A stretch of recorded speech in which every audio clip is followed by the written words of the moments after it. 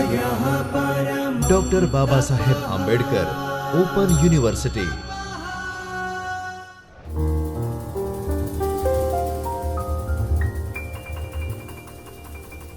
નમસ્કાર વિદ્યાર્થી મિત્રો, હું રોહન આપનું બાબા સાહેબ ઓપન યુનિવર્સિટીના ચૈતન્ય સ્ટુડિયોમાં સ્વાગત કરું છું। આજે આપણે જોવા જઈ રહ્યા છીએ paper number ML2102 information retrieval system એટલે માહિતી પ્રક્રિયા અને પુનઃપ્રાપ્તિ, જેનો unit number 9 metadata mark 21 856 field Dublin core and TEI। તો આજે આપણે જોશું પહેલાં તો મેટાડેટા, ત્યારબાદ માર્ક 21 856 ફિલ્ડ, ત્યારબાદ ડબલિન કોર અને ત્યારબાદ TEI। તો સૌથી પહેલાં આપણે જોઈએ તો મેટાડેટા। તો મેટાડેટા શું છે? તો metadata is a data about data. તો અહીંયા શું કહેવા માંગે છે કે જે ડેટા છે એની બેકએન્ડમાં પણ એક ડેટા હોય છે, જેને આપણે શું કહીએ છીએ? મેટાડેટા કહીએ છીએ। આપણે જ્યારે ડેટા શબ્દ સાંભળીએ ત્યારે આપણે શું યાદ આવે છે? ત્યારે આપણે વિઝડમ સુધી પહોંચવાની સાયકલ યાદ આવે છે। એમાં સૌથી પહેલાં આપણે જોઈએ તો શું હોય છે? સૌથી પહેલાં ડેટા હોય છે, ડેટાની ઉપર ઇન્ફોર્મેશન હોય છે, ઇન્ફોર્મેશનની ઉપર નોલેજ હોય છે અને નોલેજની ઉપર વિઝડમ હોય છે। પણ ક્યારે આપણે વિચાર્યું કે ડેટાની બેકએન્ડમાં શું હોય છે? તો ડેટાના બેકએન્ડમાં શું હોય છે? મેટાડેટા હોય છે। હવે આપણે એમ થાય કે બેકએન્ડ એટલે શું? તો બેકએન્ડ તો જેમ કે આપણે મોબાઈલ યુઝ કરતા હોઈએ તો આપણે મોબાઈલને આમ કરીને જોઈએ તો જે આપણે સામે દેખાય એને આપણે કહીએ ફ્રન્ટ એન્ડ, અને જેના પાછળ રહેલું છે અને આપણે શું કહીશું? આપણે એને બેક એન્ડ કહીશું। જેમ કે આપણે વોટ્સઅપ યુઝ કરતા હોઈએ તો ફ્રન્ટ એન્ડની અંદર તો આપણે બધું જોઈ શકીએ છીએ, મેસેજો વાંચી શકીએ, વિડીયો જોઈ શકીએ, પણ એના પાછળ જે કોડિંગ થયેલું છે એના વિશે આપણે ખ્યાલ નથી હોતો। તો એ શું થયું? જે આપણા ફ્રન્ટ એન્ડનો ડેટા છે એની પાછળ જે ડેટા રહેલો છે એને આપણે શું કહીશું? મેટાડેટા। તો મેટાડેટા મૂળ 5 પ્રકારના છે, તો આપણે અહીંયા જોઈશું વન બાય વન। તો સૌથી પહેલાં આપણે જોઈએ ડિસ્ક્રિપ્ટિવ મેટાડેટા। તો ડિસ્ક્રિપ્ટિવ મેટાડેટા શું છે? તો લખ્યું છે કે it provide basic information about data. તો એ શું કરે છે? જે ડેટા છે એની બેઝિક ઇન્ફોર્મેશન આપે છે। પણ કઈ રીતે આપે છે? કેમ કે એક્ઝામ્પલ તરીકે આપણે જોયું છે ટાઇટલ, ઓથર, કીવર્ડ અને સમરી। તો કોઈ પણ મેટાડેટા છે એમાં આપણે જેમ કે ઓથરનું નામ આપેલું હોય, આપણે બુકનું ટાઇટલ આપેલું હોય, એના કીવર્ડ્સ આપેલા હોય, તો એને આપણે શું કહીશું? Descriptive metadata. ત્યારબાદ છે સ્ટ્રક્ચરલ મેટાડેટા। હવે સ્ટ્રક્ચરલ મેટાડેટા શું છે? તો એમાં how data elements are organise and related to each other. તો એમાં જે ડેટા છે એ બીજા ડેટા સાથે કેવી રીતના જોડાયેલો છે એના વિશે આપણે જોઈશું। આપણે જોઈએ કે ફ્લિપકાર્ટ આપણે ખોલ્યું તો એની અંદર ફ્લિપકાર્ટની અંદર આપણે જોઈએ છીએ કે આપણે ક્લોથ્સ લેવા છે, મેન્સ। તો આપણે જેવા મેન્સ ઉપર ક્લિક કરશું તો ક્લોથ્સની અંદર પણ આપણે ઓપ્શન જોવા મળે છે, પેન્ટ જોઈએ છીએ, શર્ટ જોઈએ છીએ, ટી શર્ટ જોઈએ છીએ। તો એ રીતે તો એને શું થઈ ગયું? એક સ્ટ્રક્ચર આપેલું છે કે કેવી રીતના એ પાછળના ડેટા જોડે કનેક્ટ છે, તો એને આપણે શું કહીશું? Structure data metadata. તો આમ મોસ્ટલી ક્યાં જોવા મળે છે? On website structure metadata establish. તો તેમ લખ્યું છે કે વેબસાઇટ ઉપર મોસ્ટલી આવા સ્ટ્રક્ચર મેટાડેટા જોવા મળે છે। ત્યારબાદ છે એડમિનિસ્ટ્રેટિવ મેટાડેટા। તો એડમિનિસ્ટ્રેટિવ મેટાડેટા શું છે? It's provide information on a data ownership, access permission and retention policy. Example તરીકે એક્સેસ ઇન ગૂગલ શીટ। તો આ શું થઈ ગયું? એક એડમિનિસ્ટ્રેટિવ પરમિશન આપે છે। જેમ કે આપણે ગૂગલ શીટ બનાવી છે અને આપણા તમામ મિત્ર વર્તુળમાં આપણે શેર કરીએ છીએ, અને ત્યારબાદ એ લોકોને આપણે એક્સેસ કઈ પ્રકારનો આપવો છે? માત્ર એડિટરનો આપવો છે, માત્ર જોવા માટે આપવો છે? તો એ આપણે શું કરશું? સિલેક્ટ કરી શકીએ છીએ। તો એને આપણે શું કહીશું? Administrative metadata. ત્યારબાદ છે ટેકનિકલ મેટાડેટા। ટેકનિકલ મેટાડેટામાં શું છે કે it describe a data file technical detail.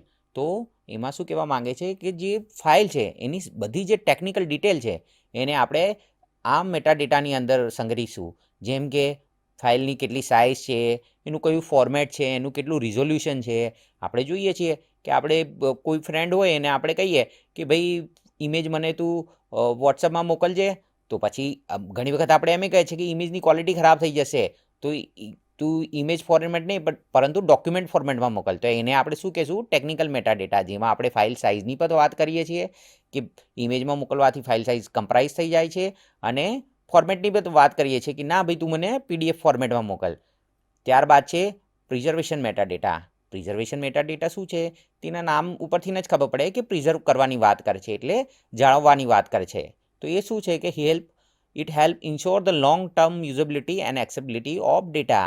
તો એ શું કહેવા માંગે છે કે પ્રિઝર્વ કર્યો આપણે જાળવ્યો જે ડેટા, તો એનાથી શું થશે કે જ્યારે આપણે કોઈ એવો ડેટા છે જેને આપણે લાંબા સમય સુધી વાપરવો છે, યુઝ કરવો છે અને સ્ટોર કરી રાખવો છે, તો એ સમયે આપણે શેનો ઉપયોગ કરશું? પ્રિઝર્વેશન મેટા ડેટાનો. ત્યારબાદ હવે આપણે જોઈશું માર્ક 21.856 ફિલ્ડ ઇલેક્ટ્રોનિક લોકેશન. સો વિદ્યાર્થી મિત્રો, તમે માર્ક 21 વિશે તો જાણો જ છો કે માર્કની અંદર કેટલી ફિલ્ડ આવેલી છે. આપણે કોઈકને પૂછીએ કે 082 શું છે, 080 શું છે, 100 શું છે, 110 શું છે, 256 શું છે, એ તો તમામ જાણે છે. પણ આ એક એવી ફિલ્ડ છે 856 ફિલ્ડ જે સ્પેશિયલી ઇલેક્ટ્રોનિક લોકેશન માટે યુઝ થાય છે. જેમ કે આપણે જાણીએ છીએ કે જ્યારે કેટાલોગિંગ કાર્ડ બનતા હતા, ફિઝિકલ કેટાલોગિંગ કાર્ડ બનતા હતા, ત્યારે તો કોઈ ઇલેક્ટ્રોનિક લોકેશન વિશે તો માહિતી હતી નહીં. પણ જ્યારે આપણે ઓનલાઈન કેટાલોગિંગ કાર્ડ બનાવવા માંડ્યા, તો એ સમયે શું થયું? ઓનલાઈન જે લોકેશન છે એ પણ બતાવવાનું સ્ટાર્ટ કર્યું. તો એને આપણે ક્યાં દર્શાવીશું? તો એને 856 નંબરની ફિલ્ડમાં દર્શાવીશું. તો એના ઉદાહરણ માટે દેખો, મેં તમને અહીંયા આ તરફ જોઈ શકો છો કે JNUનો જો ઓપેક છે એની અંદર એ લોકોએ 856 ફિલ્ડનો કેવી રીતે યુઝ કર્યો છે. તો આપણે જે અત્યારે વ્યૂ જોઈ રહ્યા છે એ ફ્રન્ટ એન્ડનો છે. જેમ સ્ટાર્ટિંગમાં મેં વાત કરી હતી કે એક ફ્રન્ટ એન્ડ હોય છે અને બેક એન્ડ હોય છે. તો ફ્રન્ટ એન્ડમાં જે વિદ્યાર્થીઓ છે એમને કેવી રીતના દેખાશે? તો એમને દેખાશે ઓનલાઈન રિસોર્સિસ કરીને જે અહીંયા લિંક આપી છે એ લિંક ઉપર એમને ક્લિક કરશે તો તેમને એનું લોકેશન મળી જશે. તો હવે જોઈએ આપણે માર્ક શું છે. તો માર્ક મશીન રીડેબલ કેટેલોગિંગ છે. જેમ મેં પહેલાં વાત કરી કે આપણે પહેલાં ફિઝિકલ કેટેલોગ બનાવતા હતા, ત્યારબાદ આપણે શું કર્યું? મશીન રીડેબલ કેટેલોગ બનાવવાનું સ્ટાર્ટ કરી દીધું. તો એનો શું છે? એક સ્ટાન્ડર્ડ છે, એનું એન્કોડિંગ બિબ્લિયોગ્રાફિકલ ડેટા કલેક્ટ કરી રાખે છે. MARC 21 is a widely use in a library to structure cataloguing record. તો માર્ક 21થી મેઇન ફાયદો શું થાય છે કે એક સ્ટ્રક્ચર બનાવી દીધું આપણે કે આ રીતનું જ બધાએ ફોલો કરવાનું છે. તેનાથી શું થશે? સ્ટાન્ડર્ડાઇઝેશન બની રહેશે સમગ્ર વિશ્વમાં. અને ત્યારબાદ આપણે જોઈએ છીએ કે એની અંદર એક માર્ક 21ની અંદર 856 નંબરની ફિલ્ડ છે. એનું નામ શું છે? Electronic location. તો એના નામ ઉપરથી જ ખબર પડે છે કે કોઈ બી વસ્તુનું ઇલેક્ટ્રોનિક લોકેશન આપણે બતાવવું છે તો આપણે માર્ક 21ની 856 ફિલ્ડનો ઉપયોગ કરીશું. હવે ઇલેક્ટ્રોનિક લોકેશન એટલે કઈ રીતનું હોઈ શકે? તો આપણે જોઈએ કે બુક હોઈ શકે, કોઈ સિરિયલ હોઈ શકે, કોઈ મેગેઝિન પણ હોઈ શકે, યા પછી આપણા જ યુનિવર્સિટીના જે વિદ્યાર્થીઓ છે એમની થીસીસ, એમના ડેઝર્ટેશન, એનું પણ આપણે લોકેશન અહીંયા આપી શકીએ. તો આના પરથી આપણે શું કહી શકીએ કે આપણે જે આપણી ઇન્સ્ટિટ્યુશનલ રિપોઝિટરી છે એને આપણે કોહા સાથે કનેક્ટ કરવા માટે માર્ક 21 બહુ સારો ભાગ ભજવે છે. હવે આપણે જોયું ફ્રન્ટ એન્ડમાં કેવી રીતે દેખાતું હતું, અને હવે આપણે જોઈ શકીએ છીએ કે આ JNU લાઇબ્રેરીના વેબ ઓપેકની અંદર બેક એન્ડમાં કેવી રીતના દેખાય છે. તો દેખો, આપણે જોઈ શકીએ 490, 502, 650 કરીને તમામ ફિલ્ડ આપેલી છે. અને નીચે તમે જોઈ શકો છો કે 856 ફિલ્ડ આપેલી છે. તેમાં ઇલેક્ટ્રોનિક લોકેશન એન્ડ એક્સેસ. હવે તમે અહીંયા જોઈ શકો છો કે એમને URL નાખેલું છે, એટલે એના કારણે જ્યારે ફ્રન્ટ એન્ડની અંદર વિદ્યાર્થી જોઈ રહ્યો હતો તો તેને ડાયરેક્ટ લોકેશનની લિંક મળતી હતી.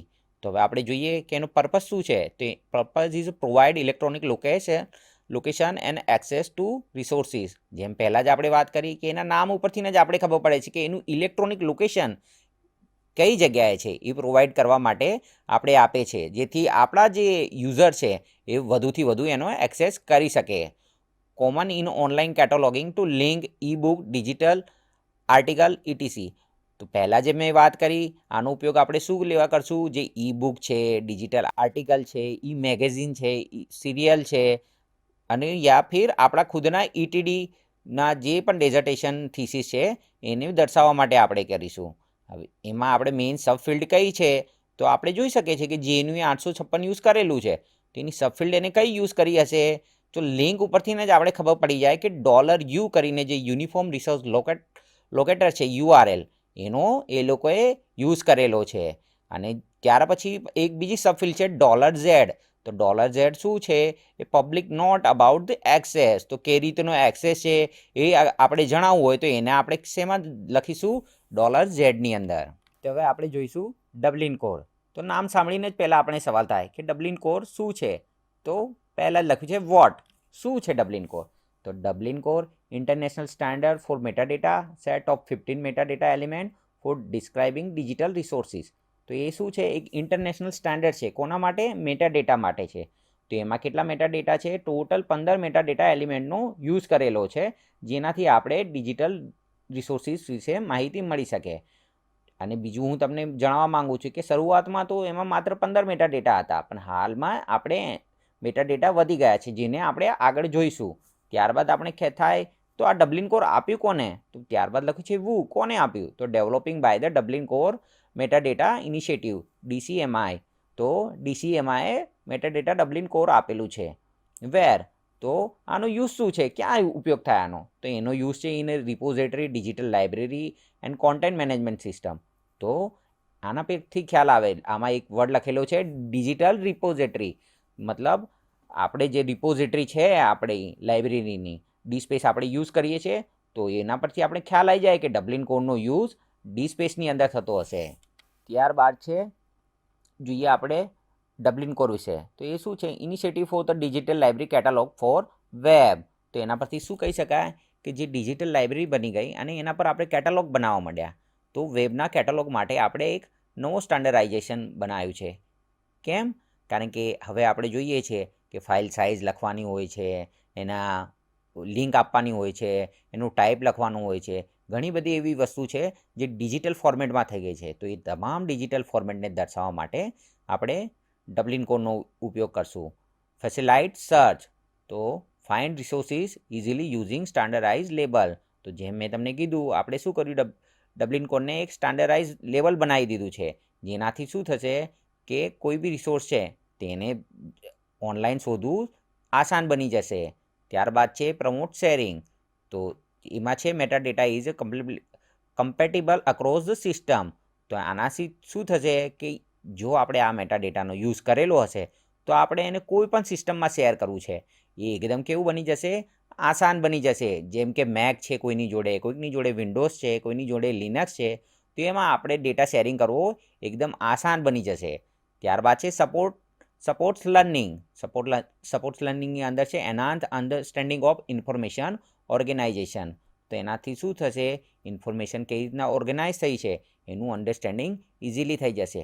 તમે ડી સ્પેસ યુઝ કરતા હશો ત્યારે તમે જોયું જ હશે કે કેવી રીતના આપણે આઉટપુટમાં ફ્રન્ટ એન્ડની અંદર મળે છે. ત્યારબાદ છે કે મેં તમને પહેલાં જ કીધું કે સ્ટાર્ટિંગમાં મેટાડેટાના 15 એલિમેન્ટ હતા, પણ હાલ શું છે? 2 ટાઈપના મેટાડેટા થઈ ગયા છે. તો 2 type of Dublin core, simple and qualified. ઠીક છે? તો સિમ્પલ ડબલિન કોરમાં કેટલા એલિમેન્ટ છે? 15 એલિમેન્ટ છે. જ્યારે ક્વોલિફાઈડ ડબલિન કોરમાં 15થી વધુ છે. તો હવે આપણે એમ થાય કે આ ક્વોલિફાઈડ ડબલિન કોર ક્યાં યુઝ થતો હશે? તો ફરીથી હું તમને જણાવીશ. ક્વોલિફાઈડ ડબલિન કોર આપણે ડી સ્પેસની અંદર યુઝ કરીએ છીએ. તો ડી સ્પેસના બેકએન્ડમાં જે મેટાડેટા છે એ ડબલિન કોર છે, અને એ કેવો છે? ક્વોલિફાઈડ ડબલિન કોર છે. The qualified Dublin core, which was replaced by DCMI metadata term in 2008, aimed to enhance the original 15 Dublin core metadata element set term through the ongoing process of expansion and refinement. તો આપણે જોઈએ કે જેમ જેમ technology વધતી ગઈ એમ એની requirement વધતી ગઈ.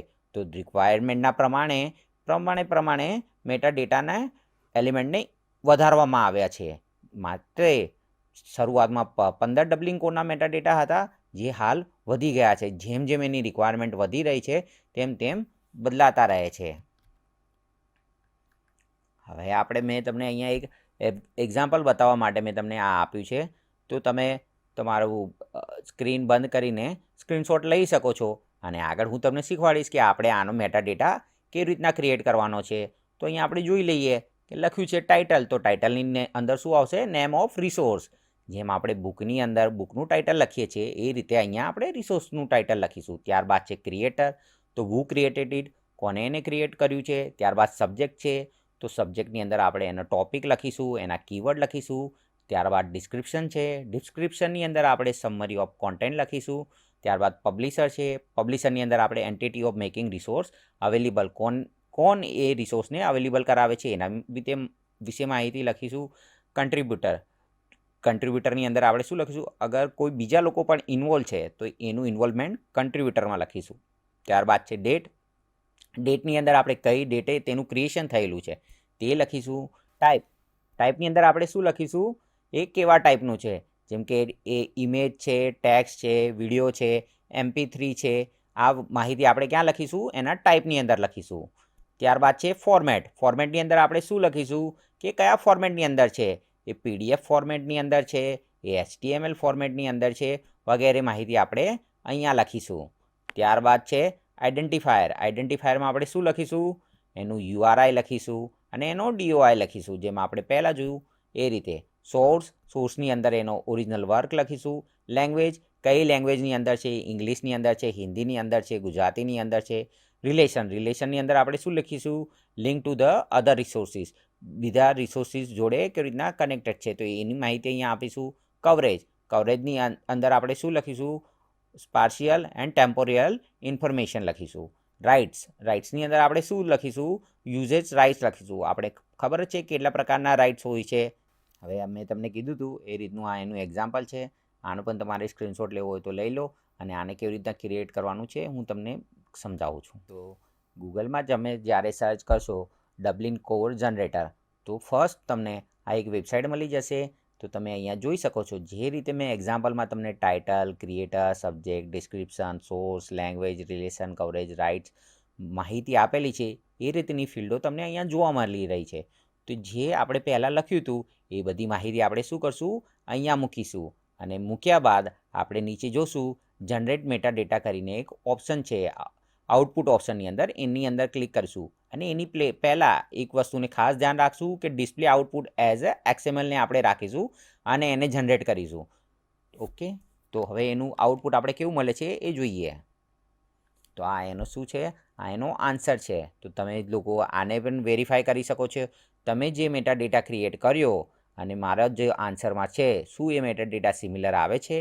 અગર સિમિલર આવે છે તો તમે ખૂબ સરસ કર્યું છે અને તમે સારી રીતે સમજી શક્યા છો આ ટોપિકને. ત્યારબાદ છે text encoding initiative, TEI. Text encoding initiative, તો એના નામમાં લખ્યું છે એન્કોડિંગ. તો જ્યારે આપણે એન્કોડિંગ સાંભળીએ તો આપણે શું યાદ આવે, ડીકોડિંગ. તો હવે તો પહેલાં એન્કોડિંગ શું છે અને ડીકોડિંગ શું છે. તો એન્કોડિંગ તો આપણે કોમ્યુનિકેશન મોડલમાં ખબર છે એન્કોડિંગ શું છે. જ્યારે આપણે કોઈક મેસેજ મોકલીએ છીએ સેન્ડરને, તો એને શું કર્યો, એન્કોડ કર્યો.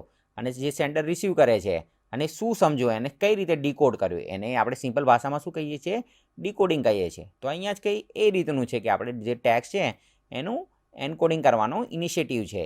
તો જોઈએ હવે આપણે એના વિશે. The TIA consortium is a non-profit membership organization composed of the academic institution, research project and individual scholar from the around the world. તો TIA શું છે, નોન પ્રોફિટ ઓર્ગેનાઇઝેશન છે. અને એમાં કોણ કોણ જોડાયેલા છે, તો એમાં એકેડેમિક ઇન્સ્ટિટ્યુશનો જોડાયેલી છે, રિસર્ચ પ્રોજેક્ટ જોડાયેલા છે અને સ્કોલર લોકો પૂરી દુનિયાથી જોડાયેલા છે. ત્યારબાદ જોઈએ તો they develop the guideline which provide the infrastructure for developing machine actionable cultural heritage tax since 1994. તો TEI ક્યાંથી એક્ટિવ છે, તો 1994થી એક્ટિવ છે. એમને શું કર્યું છે, એક ગાઈડલાઇન પ્રોવાઈડ કરે છે જેનાથી મશીન એક્સેસ કરી શકે એવા કલ્ચરલ હેરિટેજ ટેક્સ વિશેની ગાઈડલાઇન આપે છે.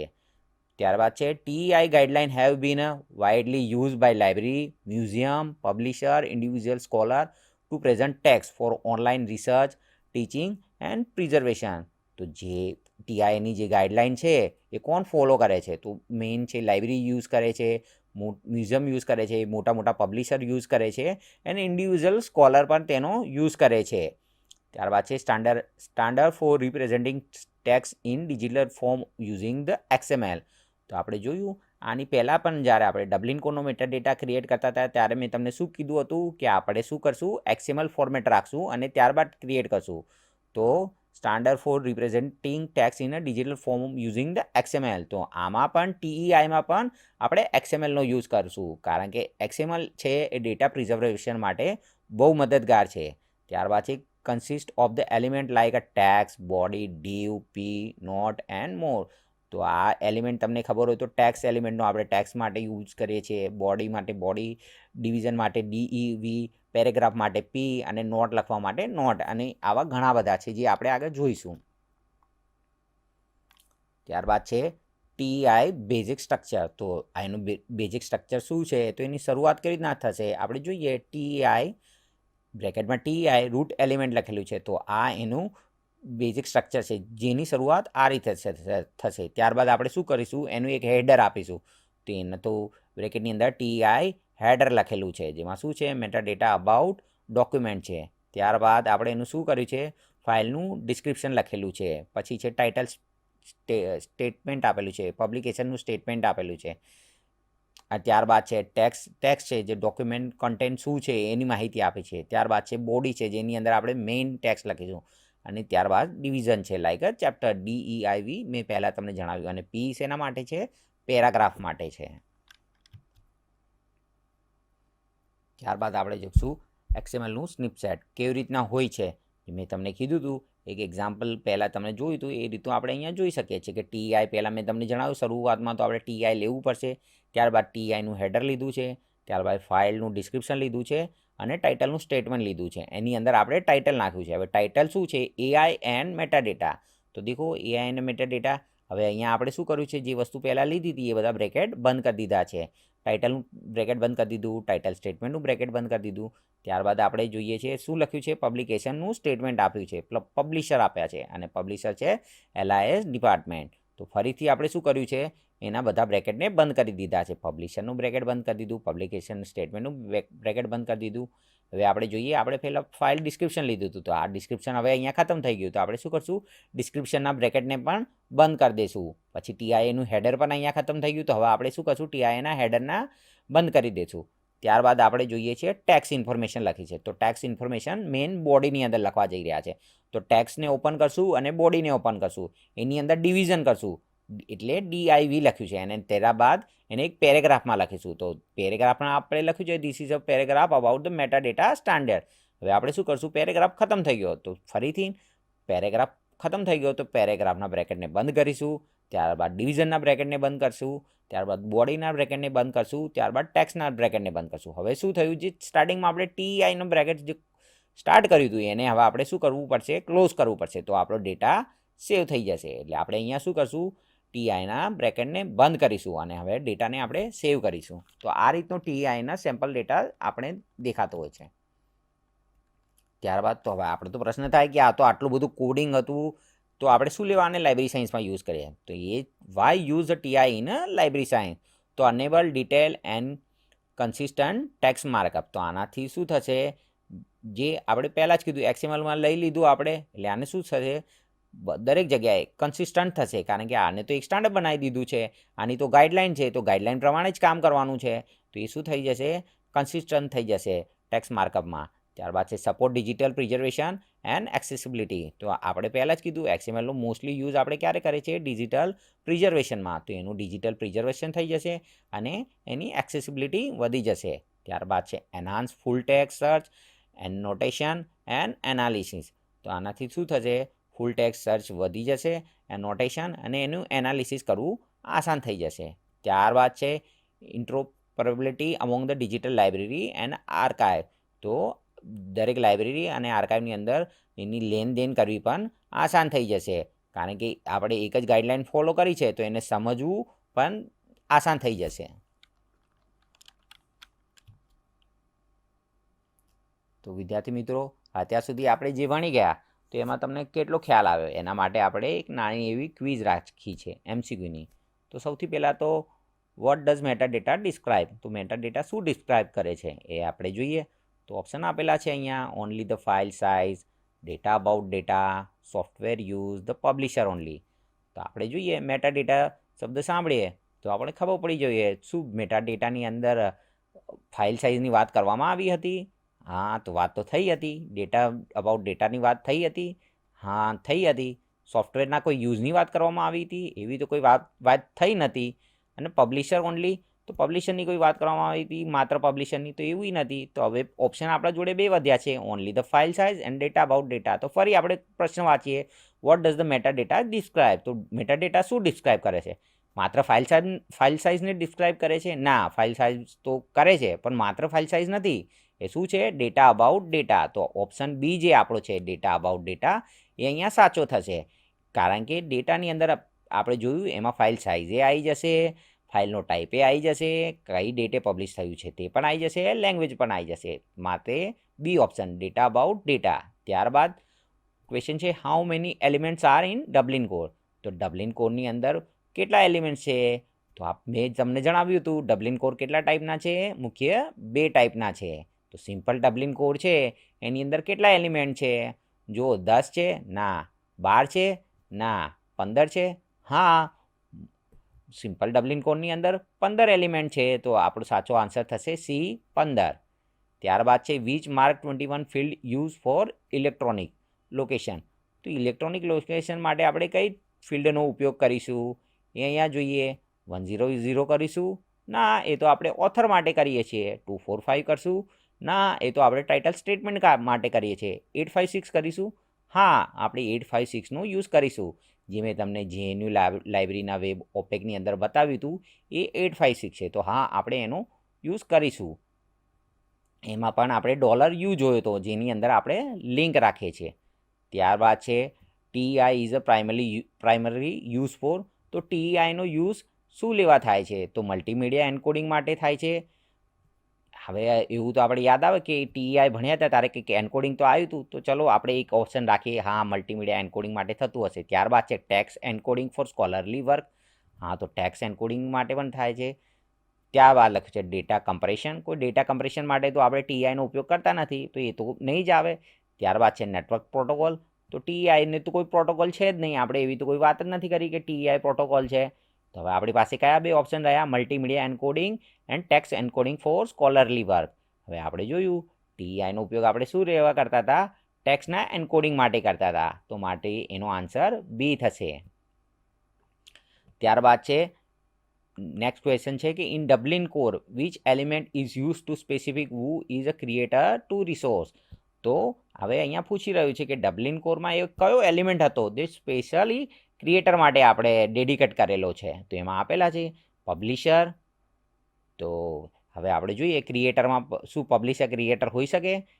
ચલો એને પણ આ રાખીએ, તમને ના સમજ આવતું હોય તો. એ ત્યારબાદ છે આઈડેન્ટિફાયર. શું આઈડેન્ટિફાયર હોઈ શકે? આઈડેન્ટિફાયરમાં તો આપણે શું લખીએ છીએ? એનું URL લખીએ છીએ, એનો DOI લખીએ છીએ, બરાબર? તો એ પણ નહીં હોઈ શકે. ત્યારબાદ છે ક્રિએટર. હવે આપણે જોઈ રહ્યા હતા હુ ક્રિએટેડ ધ રિસોર્સ. કોને ક્રિએટ કર્યું છે? તો કોને ક્રિએટ કર્યું છે? ક્રિએટરે. તો એનો સાચો ઓપ્શન શું હશે? સી હશે, એટલે પબ્લિશર નીકળી જશે. ત્યારબાદ નેક્સ્ટ MCQ છે what is the feature of the qualified Dublin Core. તો ક્વોલિફાઈડ ડબલિન કોરના શું ફીચર છે? તો એ પહેલું લખ્યું છે limits all element to 3 characters. તો શું એ કોઈ લિમિટ કરે છે? ના, લિમિટ નથી કરતું. પહેલાં સિમ્પલ ડબલિન કોરમાં શું હતું? લિમિટેશન હતી. એના કારણે તો આપણે ક્વોલિફાઈડ ડબલિન કોર લાવવો પડ્યો, તો તે લિમિટની તો કોઈ વાત જ નહીં થાય. ત્યારબાદ આપણે જોઈએ છે add refinement and encoding scheme. તો આપણે શું એની અંદર કોઈ રિફાઇનમેન્ટ અને એન્કોડિંગ સ્કીમ એડ કરેલી છે? હા, એવું તો કંઈક હતું, તો ચલો આપણે એને રાખીએ છીએ. ત્યારબાદ જોઈએ સી ઓનલી ડિસ્ક્રાઇબ બુક. માત્ર બુકની વાત કરે છે, તો એવું તો છે જ નહીં. આપણે 15માંથી વધારવા કેમ પડ્યા?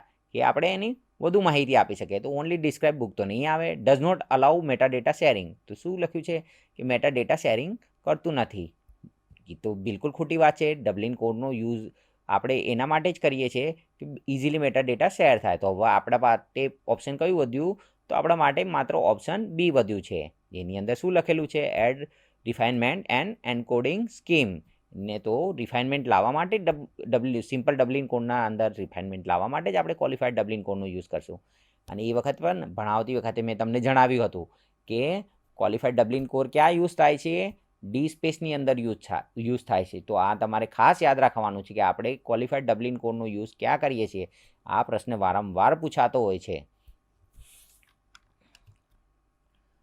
અગર તમારે આના વિશે વધુ માહિતી વાંચવી હોય તો મેં અહીંયા રેફરન્સ આપેલા છે. આ રેફરન્સ ઉપર તમે જઈને જોઈ શકો છો કે વિશેષમાં શું છે. જો મેં આ ડબલિન કોડની વેબસાઇટની લિંક આપી છે, ટેક્સ એન્કોડિંગ ઇનિશિયેટિવની લિંક આપી છે, અને માર્ક 21ના લાઇબ્રેરી ઓફ કોંગ્રેસની લિંક આપેલી છે. અને તમારે હજી પણ કોઈ સમસ્યા હોય અને કોઈ પ્રશ્ન પૂછવા હોય તો મારું ઈમેલ આઈડી અહીંયા આપેલું છે. તમે એના પર સંપર્ક કરીને મને પૂછી શકો છો જે પણ તમને પ્રશ્નો રહ્યા હોય એ. અને મને સાંભળવા માટે તમારા સૌનો ખૂબ ખૂબ આભાર અને હવે ફરીથી બીજા એક ઇન્ટરેસ્ટિંગ ટોપિક સાથે ફરી મળીશું. स्वाध्यायः